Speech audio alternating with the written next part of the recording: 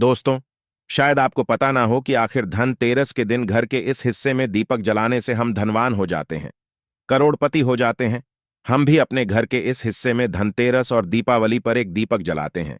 आप भी जलाएं और हो जाए शीघ्र ही धनवान। दोस्तों, 10 नवंबर को शुक्रवार के दिन धनतेरस पर रहा है। साक्षात इस दिन माता लक्ष्मी का आगमन हो रहा है। गलती से भी इस दिन को हाथ से मत जाने देना। शुक्रवार की साक्षात माता लक्ष्मी को धरती लोक पर खींच लाती है और भक्तों की पीड़ा माता को शांत करनी ही पड़ती है। शुक्रवार की धनतेरस अत्यंत लाभ और संजोग की वजह से आती है। साथ ही साथ मैं आप लोगों को एक ऐसी गुप्त जगह में दीपक जलाने की बात बताऊंगा, जिस जगह में यदि आप 5 दिन तक दीपक जला लेते हैं तो साक्षात मां लक्ष्मी आपके घर में आ जाती है। न चाहते हुए भी आपकी सेवा भाव को देखकर कि मां लक्ष्मी को यदि उस जगह पर 5 दिन तक दीपक जला दें तो आना पड़ता है। कंगाली, आपकी गरीबी, आपके जीवन में चल रही परेशानी, कष्ट एवं कोर्ट कचहरी के मामले चल रहे हो, उसे भी दूर करना पड़ता है। वीडियो ध्यान से देखना, तब आपको समझ में आएगा। देखिए, देश के अधिकांश भागों में यम के नाम पर दीपक दान, दीप दान करने की परंपरा है। तो देखिए, दीपावली के 2 दिन पूर्व धनवंतरी त्रयोदशी के यह काल में मिट्टी का कोहरा दीपक लेकर के आते हैं। इसमें तिल का तेल डालकर के नई रुई की बत्ती रखते हैं, या फिर आपके समर्थन अनुसार, जैसे कि तिल का तेल है, या फिर फली का तेल है, या फिर सरसों का तेल है, या फिर हो सके तो आप जो है का दीपक भी जला सकती हैं। तो आप अपने समर्थन अनुसार दीपक जलते हैं। किंतु आखिर यह दीपक क्यों जलाते हैं, इसके पीछे क्या कारण है, जानेंगे इस वीडियो में। मैं आप लोगों को विस्तार से बताऊंगा। यदि आप इस वीडियो को देख लेंगे तब आपको समझ में आ जाएगा कि वास्तव में हम दीपक क्यों जलाते हैं और हमें दीपक जलाना चाहिए। और वास्तव में इस वीडियो को देखने के बाद आपको एक एक्स्ट्रा लाभ मिलेगा कि आपके घर से गरीबी जन्मों की जो कंगाली है वह चली जाएगी। कहते हैं, बहुत साल पहले हंसराज नाम का एक प्रतापी राजा था। एक बार वह अपने मित्रों, सैनिकों और अंगरक्षकों के साथ जंगल में शिकार खेलने के लिए गया। संयोग से राजा सबसे बिछुड़ करके अकेला रह गया और भटकते हुए एक अन्य राजा, जिसका नाम था हेमराज के राज्य में पहुंच गया। तथा ध्यान से सुनना, तभी आपको समझ में आएगा। और कमेंट में जय माता लक्ष्मी अवश्य लिखना। तो हेमराज ना थके हारे हंसराज का भव्य स्वागत किया। ठीक है, उसी रात हेमराज के यहां पुत्र का जन्म हुआ। इस खुशी के अवसर पर हेमराज ने राज्य के उत्सव में सम्मिलित होने के लिए आग्रह के साथ हंसराज को कुछ दिन तक वहां ठहरने के लिए रोक लिया। बच्चे की छठी के दिन एक विचित्र घटना घटित हुई। ध्यान से सुनना। पूजा के समय एक देवी प्रकट हुई और बोली, आज शिशु की जो इतनी खुशी मनाई जा रही है, यह अपने विवाह के चौथे दिन मृत्यु को प्राप्त हो जाएगा। इस भविष्यवाणी से सारे राज्य में शोक छा गया हो। हेमराज और उसके परिजनों पर ऐसा समझो कि वज्रपात हो गया हो। पहाड़ के सामान जैसे दुखा गया। सब के सब रह गए, चुप रह गए। इस शोक के समय हंसराज ने राजा हेमराज और उसके परिवार को बिल्कुल ही आश्वासन दिलाया और विचलित न होने का आश्वासन दिलाया और बोला कि इस बालक की रक्षा में करूंगा और संसार की कोई भी शक्ति का बाल बांका नहीं कर सकेंगे। इसकी रक्षा में स्वयं करूंगा। ध्यान से सुनना। तो हंसराज ने यमुना के किनारे एक भूमिगत किला बनवाया और उसी के अंदर राजकुमार के पालन पोषण की व्यवस्था करवाई। इसके अतिरिक्त प्राण रक्षा के लिए हंसराज ने सुइयों के ब्राह्मण से अनेक तांत्रिक अनुष्ठान, यज्ञ, मंत्र जाप आदि की व्यवस्था भी करवा रखी थी। धीरे धीरे राजकुमार युवा हुआ। उसकी सुंदरता एवं तेज वर्ष जो तेज था, उसकी चर्चा सभी तरफ बिल्कुल ही संसार में फैलने लगे। राजा हंसराज के कहने पर हेमराज ने राजकुमार का विवाह भी करवा दिया। जिस राजकुमारी से युवराज का विवाह हुआ था वह साक्षात लक्ष्मी लगती थी। ऐसे सुंदर वधू की जोड़ी जीवन में किस नहीं देखी थी। विधि का विधान विवाह के थी। चौथे दिन यम के दूत राजकुमार के प्राण हरने के लिए आ पहुंचे। कथा ध्यान से सुनना दर्शकों। अब भी राज्य में मांगलिक समारोह ही चल रहा था कि राज परिवार और प्रजाजन खुशियां मनाने में मग्न थे कि राजकुमार और राजकुमारी की छवि देख करके यमदूत भी वहां पर आए और विचलित हो उठे। किंतु राजकुमार के प्राण हरण का अंतिम कार्य उन्हें करना ही पड़ा। यमदूत जिस समय राज के प्राण लेकर चले, उस समय ऐसा हलाहल मच गया, हाहाकार मच गया होने लगा। ऐसा दृश्य वहां पर उत्पन्न हुआ जिससे द्रवित होकर के यमराज के जो दूध थे वह भी रोने लगे। इस घटना के कुछ समय पश्चात एक दिन यमराज ने प्रसन्न मुद्रा में अपने यमदूतों से पूछा, दो तो तुम सब अनंत काल से पृथ्वी के जीवों का प्राण हरण करते आ रहे हो, क्या तुम्हें कभी किसी जीव पर दया आई है और मन में यह विचार उठा है कि इसे छोड़ देना?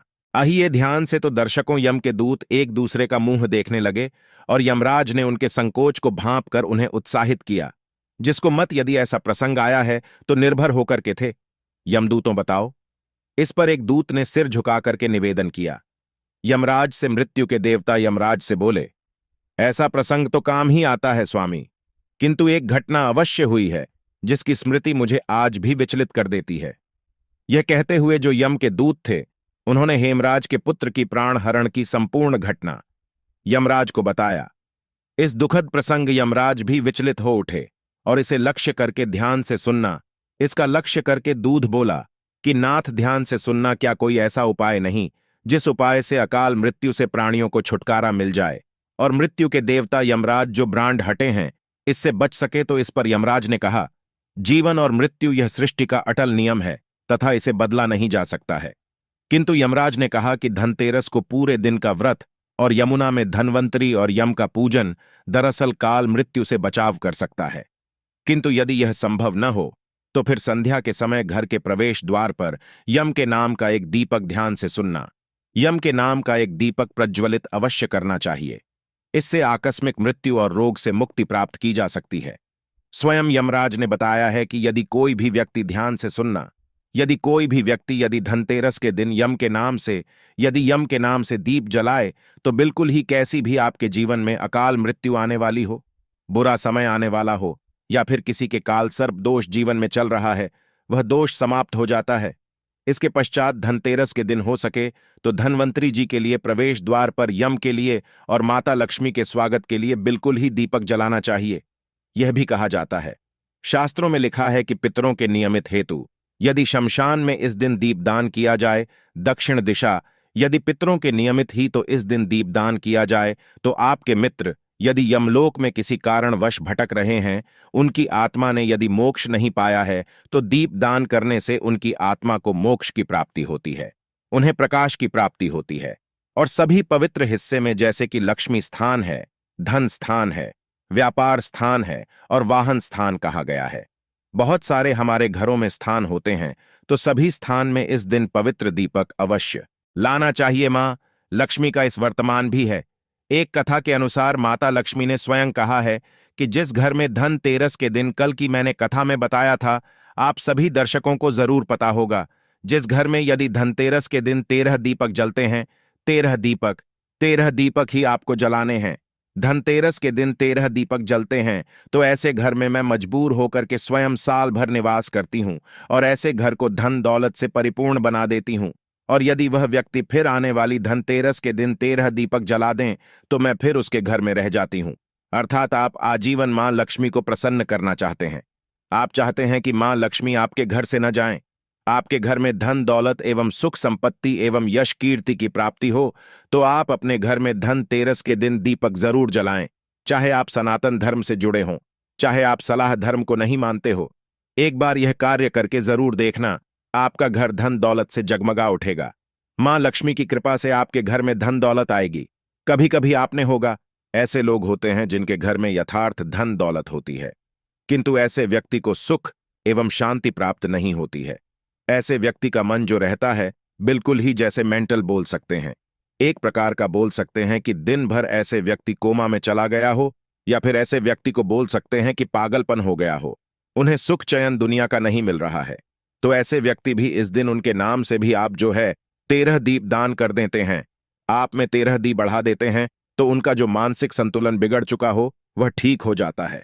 और हो सके तो इस दिन धनतेरस के दिन हमारे धर्मशास्त्रों में लिखा है, यदि कोई भी व्यक्ति धनतेरस के दिन पीपल का वृक्ष, गूलर का वृक्ष और बेल का वृक्ष, यह जो 3 मई वृक्ष बता रहा हूं, इन्हें देव वृक्ष बोला जाता है, तो एक बात का थोड़ा खास ध्यान रखें, क्योंकि इस साल 13 में 23 अक्टूबर को क्या है, रविवार का दिन पड़ रहा है, तो आप जो है पीपल दीपक मत चलाइए, किंतु आप जो है गूलर पेड़ के नीचे में या फिर आप जो है बेल के वृक्ष के नीचे में दीपक अवश्य जलाएं। हमारे धर्मशास्त्रों में लिखा है, जो व्यक्ति बेल के नीचे में संध्याकाल में दीपक जलता है, 13 से लेकर के आपको भाई दूज तक 5 दिन जलाना होता है। 5 दिन नहीं, आपका समर्थ नहीं है तो आप जो है 3 दिन अवश्य जलाइए।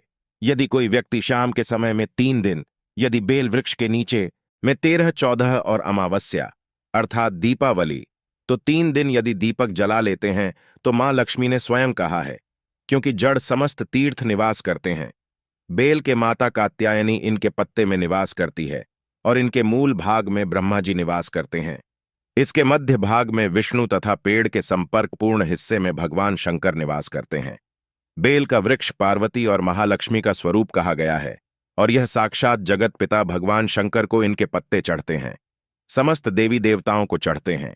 बेल का वृक्ष को छूने मात्र से व्यक्ति के पाप का संबंध हो जाता है, तो दिन लगातार आपको बेल के वृक्ष को छूना है। धनतेरस के दिन, चौदस के दिन और आपको छूना है। दीपावली के दिन कैसी भी आपके जीवन में, कैसा भी आपके शरीर में दोष चल रहा हो, आपके जीवन में कठिनाई चल रही हो, वो सारी कठिनाइयां दूर हो जाती हैं और 3 दिन लगातार आपको दीपक अवश्य जलाना है। बेल वृक्ष के नीचे में बिल्कुल ही आप खुद देखना, मां लक्ष्मी आपके घर में आकर के आपको किसी न किसी माध्यम से धन दौलत प्रदान करेगी। चाहे आपको रोजगार देगी, यह आपको व्यवसाय के माध्यम से धन प्रदान करेगी, किंतु किसी न किसी से आपके घर में 10 दिशाओं से धन आना शुरू हो जाएगा और देखते देखते आप कुछ दिनों के भीतर में धन दौलत से परिपूर्ण होकर के दूसरों को बहुत ही ज्यादा दान देने में समर्थ हो जाएंगे। आशा है कि आज की इस प्रस्तुति में बताई गई जानकारी आपको अच्छे से समझ आ गई होगी।